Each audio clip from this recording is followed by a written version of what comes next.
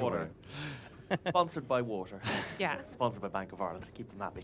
Hello, everyone. Good afternoon and welcome. It's great to be here in Dingle, isn't it? It very much is. Thank you for being here. Thankfully, the weather has cleared up, so that isn't helping our attendance here as it's dry outside, but there's ample space up here in the front if you are interested in having a seat. This panel discussion is going to be about skills sharing, apprenticeships, and trying to learn on the job. So I'm Patrick Hanlon, and you are Russell Alford. Yeah. I thought we were going to do a one-show style introduction where we introduce each other, but no, we're not doing that today. So I'm Russell Alford. We are together known as GastroGays, and we are food writers, bloggers, Instagrammers, cookbook authors, social media consultants, and 100 other things. And that's very in keeping with the theme of today's discussion, because we're talking about learning on the job, learning different skills, having to diversify skills and understand so many different areas away from the life that maybe you all expected that you'd be going into. So to introduce our panel, we're delighted to have Jess Murphy, chef and restaurateur of Galway, as a recipient of a Green Michelin star, Super Value Ambassador as well, and Lost the Book author as well, producers champion Blosna Heron. in 2019, if I Was remember. it 18, I think. 18, all blurs into one all Yeah, these years exactly. here. We're also joined by Bart Pavlukovic from, He tried his I best. tried my best, from Aran Bakery in Kilkenny. Okay. And then we are also joined by Shane Smith, pastry chef, TV chef, recently founded your own online cookery school and in-person cookery school, and we'll get to that all in a little bit throughout the conversation. So yeah, we'll kick off. Yeah. Okay. So I guess the theme of this is skills sharing and experience. But I think the easiest thing to do is to offer each of you the floor to kind of offer the room a snappy overview of how you trained or how you got to the place that you currently are. So we'll start with Shane. Short and sweet. Yeah. In 8 words or less. Should be your logo. Huh? Short and sweet should be your logo. Short and sweet should be my logo. I'm going to rebrand later on. Yeah, absolutely. Thank you, Jess, for that. See, skills sharing. Skills sharing, we're all sharing the skills, ideas. Sugar and spice, I was going to go with. So yes, thank you all for coming. I'm delighted to be here today. And yes, so I suppose I have been chefing for coming up on 25 years. I specialised in pastry at the early stages of my career. I started when I was 16, so I went to an open search at the time, which was in a local hotel at home in Cavan, and I attended with my mum. But I knew straight away that I wanted to cook, that I wanted to be in some way involved in food, but I didn't really know at that early stage. So yeah, at 16, I went in and I watched the head chef cook a steak, and I was like, this is amazing. Blew my mind completely. So I went out at reception and asked for weekend work, and that's how it started for me. So I started at 16 doing weekend work in the hotel at home, and then they were great for encouraging me to go on and to further, I suppose, my education with cert. So then I joined up and I went to Killybegs and done my 2-year cert in Killybegs. And part of that then was training in college and also placements all over the country in different hotels and restaurants. So picked up lots of experience there, and then moved on to finishing my degree later on in GMIT in Galway, specialising in pastry. But throughout that, I've just worked in some really lovely places between Knockranny and Westport and Fallon and Byrne, and dabbled loads of places in between, Airfield Estate more recently. But yeah, I suppose over the last 25 years I've specialised in pastry, and that's been my hub. And I suppose what I get out of it now is that I'm still learning, but I see a huge amount of younger chefs coming in that have an interest, and a lot more male chefs, which is nice. We'll get on that later on, especially when it comes to pastry, that want to learn, and it's nice for me to be able to show some of my skills and teach them as well, some of the skills that I've learned. But yeah, more recently then I've just went out on my own and opened up my new online cookery school. So that's what I'm currently at the moment, and doing consultancy work as well. So I'm kind of branching now in a totally different direction to when I started. Normally doing 12 hours in a kitchen, and now sitting behind a laptop for 10 hours. I feel guilty, like this staying in one spot. But it's good and it's new, and it's nice that I have that opportunity now, and I'm very grateful that I can kind of meander into this new direction, and I suppose take all of that experience that I've learned over the years and try and share that to the best of my ability. So that's a quick synopsis of Perfect. Short and sweet. Thank you. And over to Bart. Hi guys, I'm Bart, and I'm an interior designer. So I went through what we're talking about today. I went through something like that when I was young. I went into kitchen work, gathering money for an art college or an art university, and never went to art university. You know, it changed my life. Started as a chef, moved around the world a little bit, became a butcher.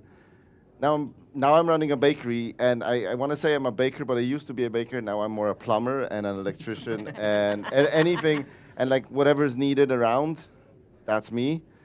So yeah, I've been around the block, and there's a lot of people working for me that have been upskilled and started as welders or just straight out of school, not knowing what they want. And there's a lot of people like that in Iran.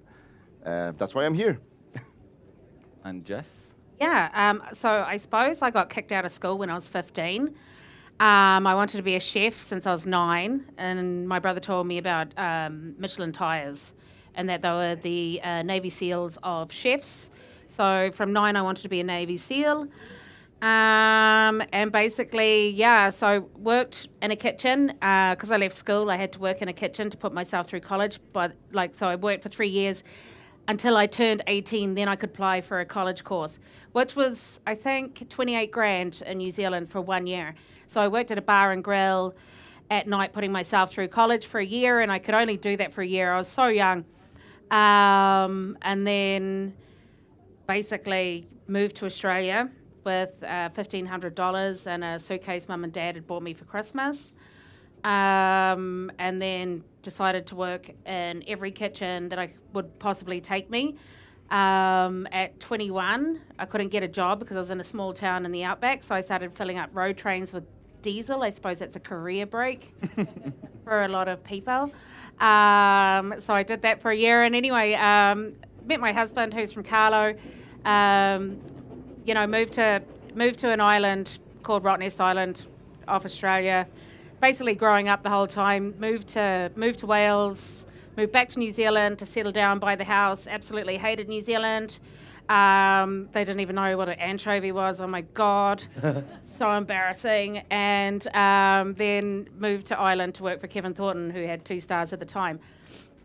So I suppose my skill set comes from absolutely being in a dire situation and having to get myself out of trouble. With my skill set with social media, I mean, it comes from opening Kai with €3.10 in the bank account and actually having no money to pay for advertising or take grants or whatever. I was always, and David, my husband, I was always the person to fall back on. But my parents always taught me one thing, and Mum always said that to me. She said, Jess, some people are good with their head and some people are good with their hands. And that's it. And one's not better than the other. So I suppose that was always my motto. Yeah. Amazing. And if I go back to, I guess, the start of each of your careers in the kitchen, all of you joined kitchens under 18, correct? Are you finding that people are still joining kitchens under 18 straight out of school, or is the expectation that they're older or have specific skills or have training already? I would say the courses that I done when I joined college at 17 are different to the courses now, where the courses that I would have studied with cert in Tourism College, Killybegs, was solely food. It's a bit of French thrown in there to be fancy, I think, and there's a few words that I still remember. That'll get me out of trouble, or get me into trouble. Yeah. But that was all food-based, where I think a lot of courses now, there's a lot of business, which is great as well, but I think that can be sometimes a little bit intimidating for people too. So the courses have varied and advanced quite a lot since, I suppose, I went to college. I would see a lot of, in my last previous job, less people coming directly from school. And obviously you get a little bit of weekend work, but it's not a career path as such for some of those younger kids, where there's a lot of students that will come on placements and stuff. I would have noticed recently from colleges. I agree totally. Yeah. There's no more kids in chef colleges or baker colleges. There's people that are interested that come to you by themselves. We had a girl, Sarah, working in the bakery with us. So she started, I met her because of her sister. I used to work with her sister. So my sister is looking for a job. And then she started on potwash. Then we trained her in coffee. Then she was a waitress. She had an interest in pastry. So she worked a full year. She had a gap year between the college. She worked a full year in the bakery as a pastry chef or a pastry apprentice. She smashed it. She was really good. And now because of her college, she went back to doing coffee and being a waitress on the weekends. And then she's still with us. She's with us from the very beginning. And she's a wonderful girl, but she doesn't want to pursue this as a career. In the end. Why? She had an interest because it's hard. Like, it's much harder. She's studying business, you know. Yeah, I find it the opposite. Okay. Yeah, so I've got a 19-year-old from Tipperary who's absolutely amazing. She was a TY student, had 1 week experience in a year, and just came into Kai and had all the cop on in the whole entire world. She's 19. We all live to be accepted by her because she's so cool. How's that working out? Yeah, great. Well, kind of. You know, you always get the eye roll. Like, Still trying. God, it's like teenagers. But so yeah, and I have a guy, Dave Ford, who we went and spoke. David actually spoke to his local high school when he was 16, and he started with us when he was 23. So we still have him, and we still have Hannah from when she was like 25. You know, sometimes it's like, for us, it's like the opposite. Sometimes we're like, would you not go to like Vietnam for 3 months or something? You know, would you not like to get out or go to London? But basically, my whole workforce is like, I'm the oldest ever in the kitchen, which I was always the youngest, which is really weird. And so my kitchen age is like 19 to 33. Yeah. Okay. So it's mad. All the young ones are coming up and they are actually choosing it. But they, you know, I try and make them go to college because that's how you learn how to make a bechamel and all that kind of stuff that you always got taught. But, you know, it's just not for them. And I guess quite a vague question after that one. How are you keeping staff? Just by, well, in Kai we pay by the hour. They work 4-day weeks. If you want a weekend off, it's not the end of the world. You don't have to leave your job like it was for me. So I made a big decision when I opened Kai that I wasn't going to treat people how I was treated in the hospitality industry, full stop. So I turned it around on its kind of axle, and yeah, so far no one will leave. Yeah. A great Even if you're complaint. encouraging them to go to college. Absolutely. And everyone's like, how are you getting on with the staff crisis? I'm like, yeah, pretty cool. Under the radar. Yeah. Yeah, exactly. And any of you can chime in on this. There is the whole thing on the other end of the scale that people are going through the official training channels, through courses, culinary arts and what have you, and are doing the stages, taking bits of experience, and then essentially giving up on the education and going straight in without the qualifications. Do you find that's an issue? Obviously you benefit from it, but No, that's cool. yeah. I think that it's important for me personally to get, well, I suppose in pastry related, it's good to have those, as Jess touched on there, when you go to college, you learn how to make the basic recipes and you learn how to interact with people and chefs, and it's the first entry level and the first point. So I think that from a social aspect is really good, and also the basic recipes that you can build on, I think that's good in college. You can teach that to people when they come in hands-on as well, but I think that when you're in that environment, it does help. Yeah. I think differently, because a lot of the colleges, like I maybe I had a different experience, but a lot of the people that come out from colleges doesn't know anything anyway. So you teach them the basics. Like the chef college doesn't make you a chef and doesn't guarantee that you know these basic recipes. And very often the people that I worked with don't know. So you have to go from square one with them. Yeah, and I have the opposite opinion, because Okay. I think that people who have started to know me for 10 days think they know everything and they're better than you, and who are you true. to tell them what to do? And they have no real life experience in kitchens or how to run a team. And, you know, I mean, whatever about them coming out of college, I'm lucky I have GMIT, which is absolutely amazing for our area. That they have cop on, they know how to make a consomme, even though we wouldn't make a consomme in Kai, it's like too left field. But, you know, they just know those things. Like if you wanted them to make a scallop mornay, they'd actually know, you know, how to make a scallop mornay, which I find, you know, there's behind a lot of social media bravado, there's not life skills of actually running a team. So you can be a superstar now with no experience, Yeah. right? Because you know how to make a nice menu. Yeah. Or you can do the work behind the scenes. I think that there's a huge element, though, of when you're in college, you're going to learn your scallop mornay and you're going to learn all your traditional recipes. I remember the first time I was shown in college how to make a chicken chasseur. I was like, white wine? Mushrooms? Like, you're the classical way, but I think that a huge part of that is when you go back into the kitchens, that you're working with a chef or a mentor that will embrace that. And I know kitchens are busy places and restaurants are busy, but I know when I went back from college on placement, my head chef at the time took time out of the day and said, okay, you make one dish that you've learned in college this week. So he took the time out of his schedule to say, okay, you focus on this, you do your ordering, you do this, let me know how much the dish is going to cost. So he took the time out, and that, I suppose, built my confidence as well. So yes, maybe not all the dishes are the most practical. Yeah, extremely. I think that's important too when I look back at that, and a chef does take time. And I suppose that's a huge thing for me, to be conscious of that, to take a minute, step back in the middle of the craziness and service and prep, and we're behind, you're always behind, you're always panicking to get ready, to take that couple of minutes, because that 2 minutes for you may not seem like a lot, but it means a lot for that chef that's in training. So that's something that was instilled in me from an early age, to try and get them to utilize and learn what they're making in college, and to take time to do that. So it's about embracing that as well. It also depends where you're, like, what your kitchen is going to be. So you managed to have, like, you got into a good kitchen. You say in your kitchen, it's... Yeah, well, my kitchen is different, but I wasn't always in good kitchens. Same, Yeah. and I've seen Yeah. both sides of that as well. You can Yeah. have a bad kitchen, and then you're not gonna enjoy it, and you're not gonna, college or not, Yeah. Yeah. you're not gonna learn anything. Yeah, and there's different kitchens for different people as well. Totally. That 100%. Totally. suit different learning skills. Different environments. and Yeah. all. And I guess, so all of you have an individual experience of that question. To add to that, all of you have been in charge of kitchens and teams, and aside from a chef, you're also a manager, I guess. Is it easier for you to get applicants to come to work in your kitchens if they haven't any experience at all, and you try to form them into your ideal chef, or is it harder?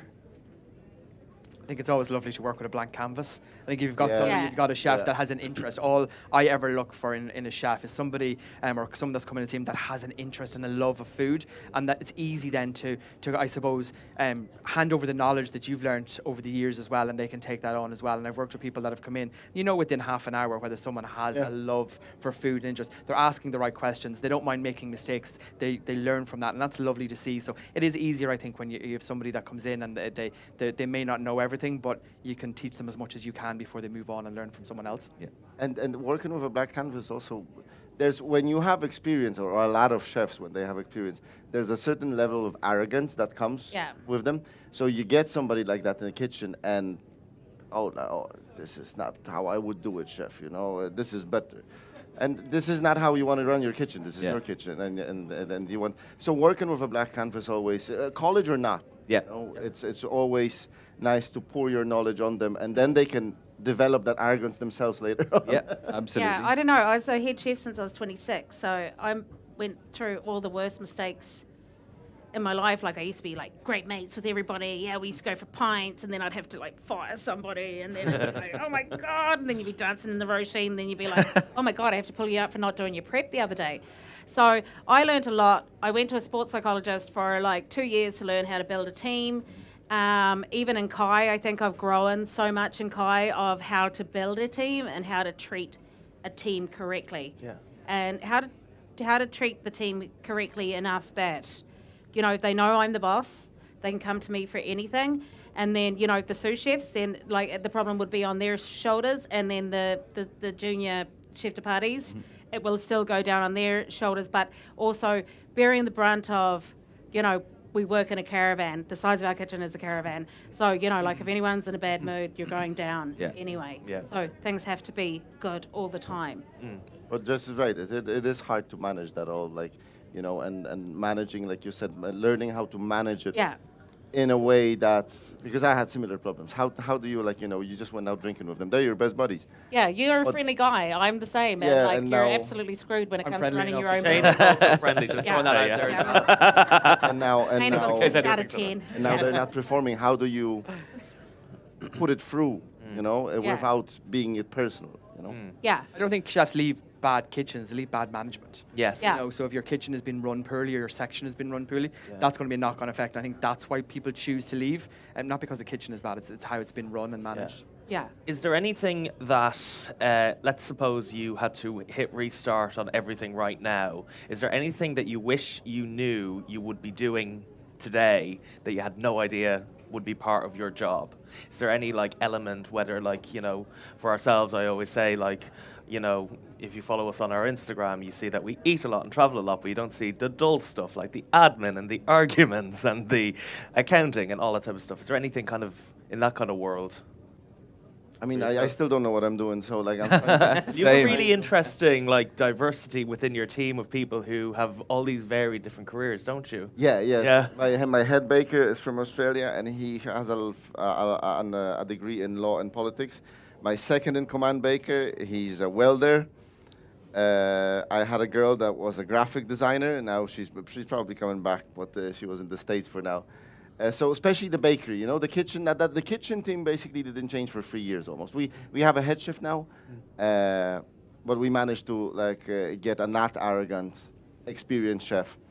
But especially the bakery. The bakery just attracts these characters. Like that Callum, the Australian guy that's with us. He could be on really, really good money in Australia, and yet he chose to stay and works, you know, 12 hours a day. Grinding in the bakery, and I really respect him for that. Like he has my forever gratitude for what we build, and Matty as well, the welder guy. What we build it from, what it was, and what it is now. So if they want to stay in a lifetime, like I'll try to make it happen for them. You know. Yeah, it's the same with me. I have a motley crew as well. I've got Molly, who's my head pastry chef at the moment. So on my Instagram page, you'll see loads of like beautiful cakes. That's Molly. I got Molly a year ago from a COVID testing station. They let her go. Yeah, she did 6 months at GMIT, dropped out, didn't know what to do. I was like, have you got cop on? You used to work at a bar, so clearly you got cop on. She's like, yeah, I think so. She's from Clare, yeah. And now she's just absolutely magic. Like, the only thing I've done is I sent her down to Owen, Bread 41 for 3 days. Yeah, Nice. But she's taught herself absolutely everything. There are diamonds in the rough to find somebody like that, though. Yeah, like they just make you, it restores your faith in hospitality and people and everything. Even, you know, Sarah that we both worked with as well. Sarah. Well, you trained Sarah. Sarah was my old pastry chef, which Shane trained, and every second word that came out of her mouth was, Shane, Shane, Shane, Shane, Shane. And she was absolutely amazing. And she's obviously you're a poster girl, but you trained her, and she was like, I'm her poster girl. You're vice versa. Yeah, it's going to work both ways. But you know, like the way that she talks about Shane, it's just like, and I was like, I hope you talk about me like that. She goes, yeah, I do. Yeah. But it's the same. We had an open day, and just to go back to that, and again, it was an open interviews it was in the G Hotel at the time, and it was just come in, sit down, have a chat, and Sarah just walked in completely and utterly, no training, no background, no experience, but just had a love of baking. And when you see that, you know that you can take it and run with it, and we did, and quite happily, you train somebody to a point where you walk away and they're doing your job nearly better than you are, and you're like, God damn it. Yeah. Time to change the menu. Yeah. Time to put on a souffle. Here's a challenge for you. Absolutely, get your ego back. Yeah. In terms of in a kitchen, I have a key word that I'm hoping to put out to you and to speak on out of your particular experience, and that word is empowerment. Is a kitchen about training, or is it about empowerment of staff? Oh, for me, it's all about empowerment. It doesn't matter like what skill set you are at. Yeah. You empower people because they become better from empowering people. Well, empowering them. Like every day I'll walk in, I'll be like, who made them? And they're like, I think Molly did.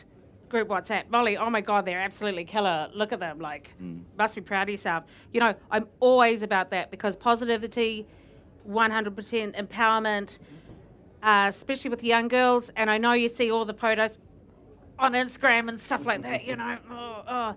You know, they're really unconfident of what they do. So for me, I always push them forward. So for me, it's all about empowerment. You know, Kai, for me, is just a vessel of their talent. Like, I'm 43 now, and, like, I'm pushing them forward. And that's all I kind of see as Kai as the hub of cooking really good food. My job is to teach them what to do with rose hips and blackberries and let them off, and empowering them all the way is 100% what I feel. I'm not at the stage that Jess is at yet, but like this is this is what I want to achieve. So this is a role model. Jess is a role model. But yeah, it's empowerment. Yeah, Yeah. absolutely. There's nothing more rewarding, as we're just again talking about that, when you see somebody progress and you walk away and they start taking initiative and they take the reins and they run with it. You know that not that you've done a good job, but just as a team in general, that the people that come and work for you or under you or whatever, that they enjoy it. And you can see that in the food that they create. If somebody's not happy, then you can see that in the food as well. So Yeah. it's lovely to see that. In terms of each of your experience and how you keep yourself on track, is it true to say that all of you are hoping to leave the industry in a stronger place than you found it? Yeah. Oh yeah. Yeah, How 100%. so? No, you go. It would be so nice if one of your, let's call them alumni, Yeah. went on and opened, like if Callum opens a bakery in Australia, or hopefully not, but I can bake. It's all right. you say it, you I'm looking see for it. part-time work. if they open a successful bakery restaurant, if we have 2 sous chefs in the restaurant and 1 head chef, if one of them goes on, and even if it's an amazing kebab stand, but if they're Yeah. nailing Yum. it, if they're killing it, that's so nice Yeah. to see. You have to let them grow up and fly out. That's part of being a chef. Yeah. You did the same. I did the same. You Yeah. did the same. You hang around in a job until you want to, and then. Yeah.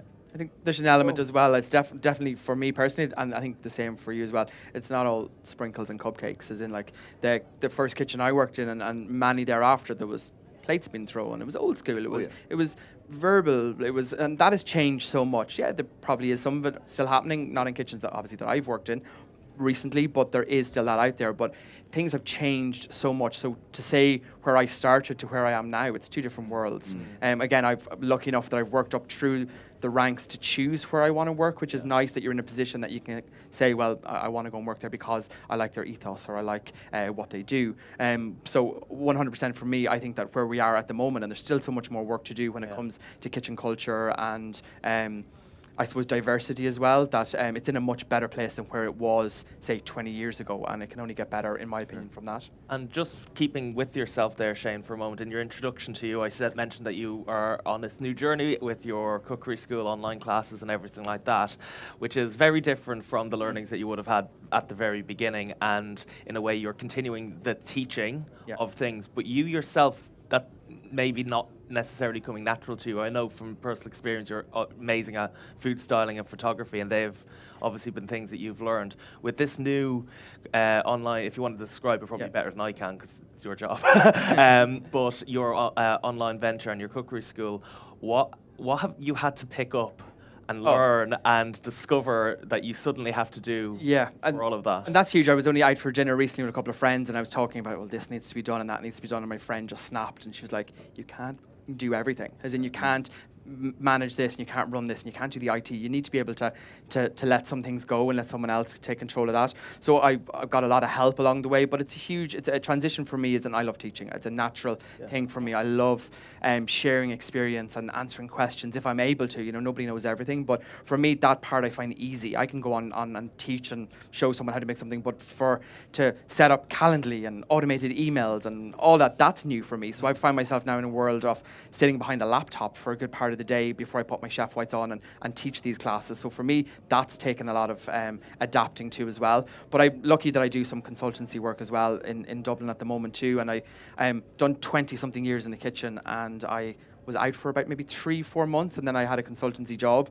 I put my whites back on and I done like 5 hours in the kitchen. And when I say to you, I looked like I'd been hit by a bus when I was walking home. I was like, my legs were aching. I was like, rang my mum on the way home and she was like, do you have Epsom salts? I'm like, what's happened? I was like, I've given 20 something years of my life to this industry, and I take a couple of months off, take a break, and then literally I go in and I do 6 hours in the kitchen, and I was limping on the way home. So, there is, I suppose, I think as a chef, you go. And sometimes when you do stop, then that's when you realize, what it is. It's a tough gig. But for me, lots of learning, but it's only the starting point. And for me, it's exciting that there's just so many amazing people that are interested in baking out there and that want to learn. And as long as they want to learn, I'll be here to teach them. And just tell us how to get you, how to learn from you, just for anyone who's curious. Yes, chefshanesmith.ie, that's the website, and then Chef Shane Smith on Instagram and all the things. I'm counting all the people that's here, so expecting loads of new follows, and I'm joking.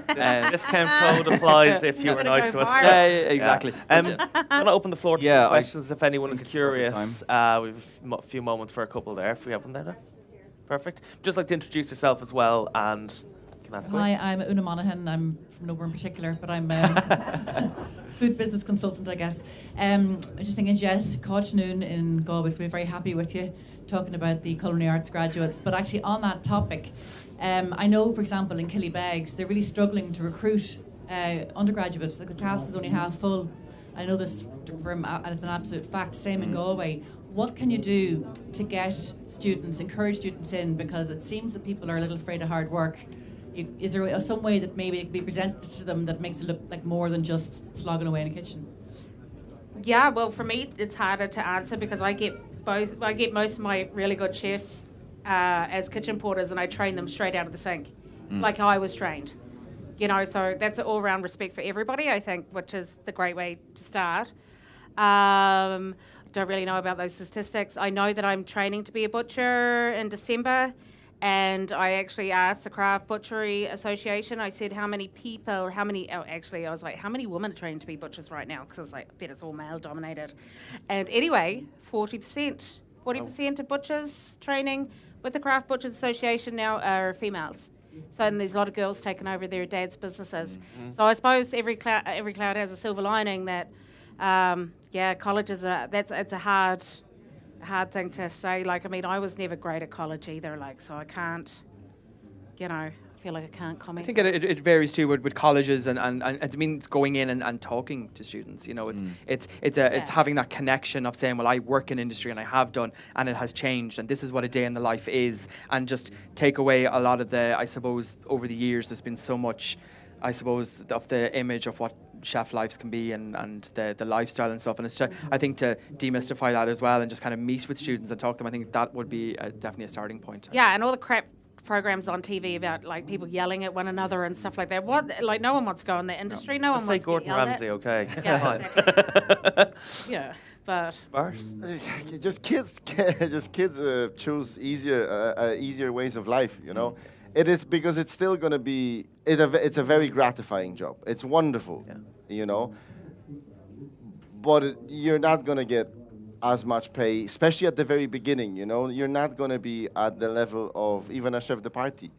You know, people watch those shows on TV and they see yelling, and also, but they see also stars, and you know, they want to know these things. They think they're going to go into the kitchen and, like you said, they're going to rock it.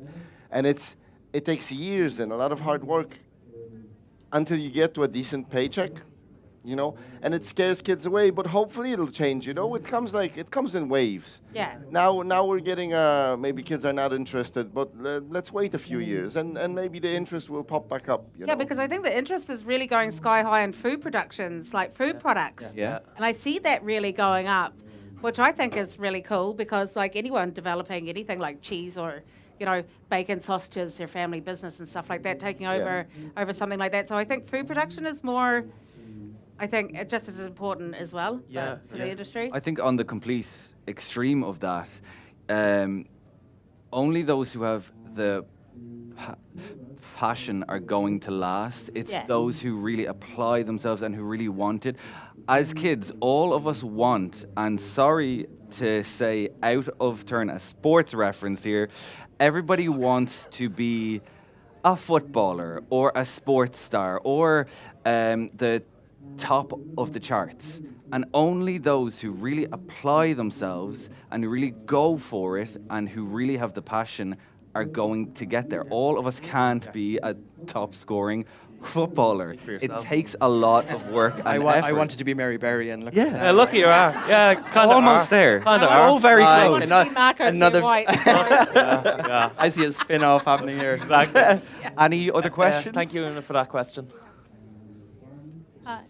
Hi, I'm Niamh Dooley, a co-founder of BSL. My question's just for Jess. You said you trained with a sports psychologist. Yes. In our team is growing quite fast. So is there any kind of top tips or biggest Yeah. learnings you had?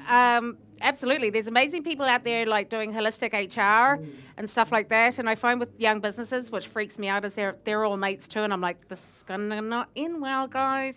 So anything like that. For me, it was a sports psychologist because I wasn't confident in myself. So I wasn't confident in putting myself forward as the business owner. I was always worried about my hair, what I look like, my weight, a woman thing in general. I think it's a confident woman thing. I think every woman can say that.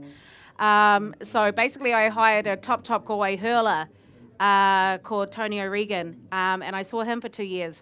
And basically I was his only non-sports client. So I remember I was on my way to the electric picnic, and I had the earphones in, and Dave was driving me there, and all I could hear was like this Irish accent going, "Stand him and face him. Sure, you've been there before. You've done what it takes to get there." I was like, yes, you're dead right. That's actually a very cool approach. So, like anything like that when you're in a young business as well, anything that can, like anybody that can like connect with you and like help you, like that's a bit older than you, but kind of maybe in the same business that you really respect, take them as a mentor. I've always had Kevin Sheridan, 100%. I can ring him straight away and just be like, help. What do I do? How do I respond to this nicely, diplomatically rather than, So, yeah, I think choose a mentor. And that's even something I started doing that recently as well, because I knew that I wasn't able to do all the things that I wanted to do. So I actually found an amazing lady who's a business mentor, and I work with her once a week now as well, and she teaches me how to approach things and think outside the box. And yeah, you need help and you need support, and it's 100% okay. You can't be good at everything, so you need people to be able to advise you and take you in the direction that you want to go and become as successful as you can be. Yeah, and take the leap as well. So if you're not good at something, pay somebody to do what you're not good at. Yeah, because that'll free you up time to get more jobs at what you're good at. I'm actually getting out from that denial phase that you said, like we're gonna do everything ourselves, and go into the direction that Jess just said. You physically can't do everything. You have to stay where you're strong and get help. Yeah, just get help. Basically, if you're not good at something, like I'm not good at pastry, I have 2 pastry chefs. I've seen your pictures; they're pretty good. Well, you've seen my pictures. I've also seen. They're not I was like, Jess, I love your cake. Not me. Yeah. Don't take the credit. You're busy doing the pork chops in the background. Exactly. Niamh, thank you for that question. There was one more question at the front there, yeah. So, Patricia Roach, Kitchen the Heron. I make spelt fruit scones, part cooked spelt fruit scones. Now, I'm not a professionally trained chef, or I've no qualifications as a baker, but I am a damn good cook and always have been, and more recently I've started baking. Now I'm wondering, if I hopefully expand my business and need to take on chefs, which I would have to do, is there a sort of a negative view on somebody who trains in the kitchen not under a professional chef?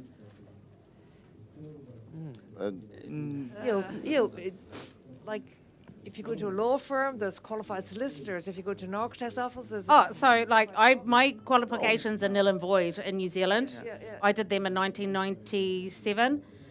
So they don't mean anything at all, because they've rolled over to other qualifications. So technically, I'm not qualified at anything. Yeah, but you've a bit of paper that says that you're qualified at something. So is your concern about people won't want to come and work because you haven't got... Yeah, or that they'd work for me and get on great. Yeah. But when they go looking for a job elsewhere, they say, well, look, who did you train under, or where did you work? I don't think so. No, that goes back to a previous point, I think, where if somebody came from working with you and they came to my kitchen and they walked in within half an hour, I could see that they were passionate and clean and organised. And they could make able a scone. Then that means more to me what their experience is in a way. Yeah. And it's so hard to find people that are so passionate. We don't look at papers, really, in reality. Yeah. No.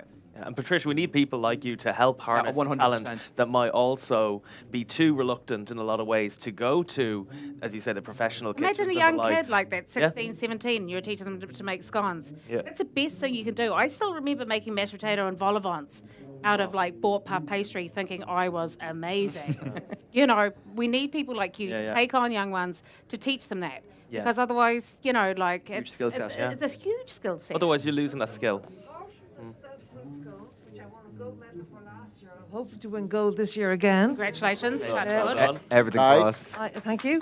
I also make a spelt yeast wholemeal bread and a spelt yeast plain bread. So, whoever came and worked for me would at least learn how to deal with yeast. I want to come and work with you right now. Learn how to make spelt yeast My bread. scones are terrible. I would totally, come with you as well. But keep on going and employ people. 100%. Yeah.